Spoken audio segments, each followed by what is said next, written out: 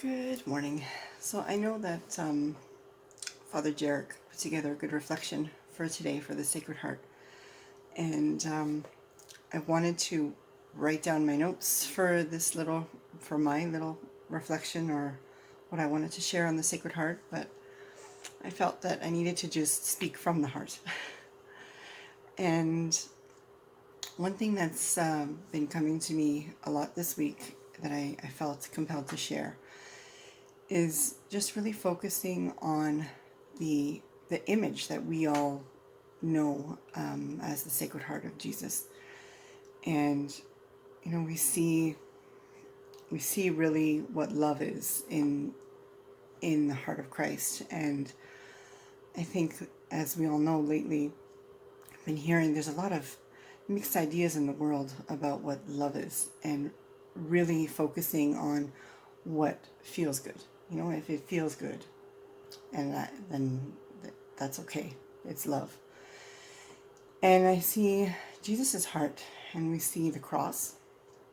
We all know that the cross was something that was suffering, right? And Christ asked us to pick up our cross and follow Him. He didn't say, "I'm carrying it for you, so you don't have to."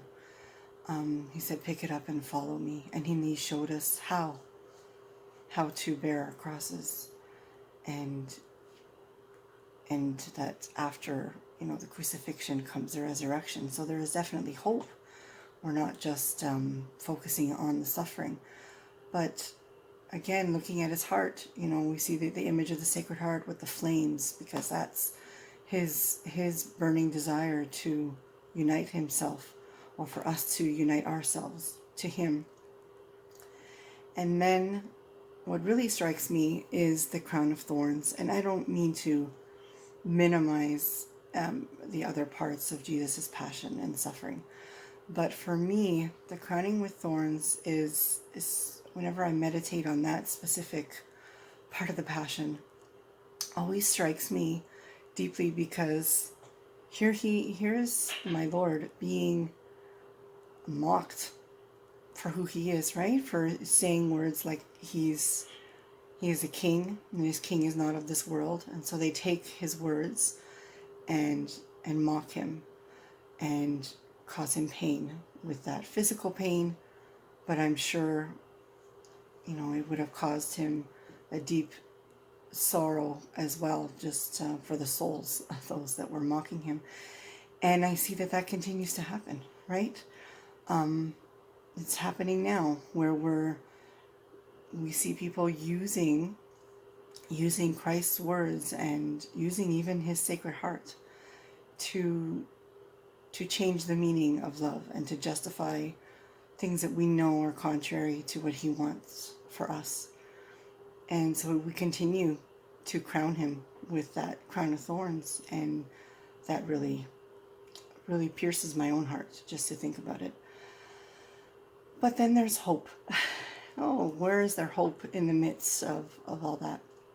And the hope that I see is again in Christ's example, because He suffered all of that, right? The crucifixion, the crowning with thorns, the scourging, all of that He did for us, knowing that there would be those of us who would not accept Him, would not love Him, would not really fully understand His message, would twist His words or His teachings. He knew all that.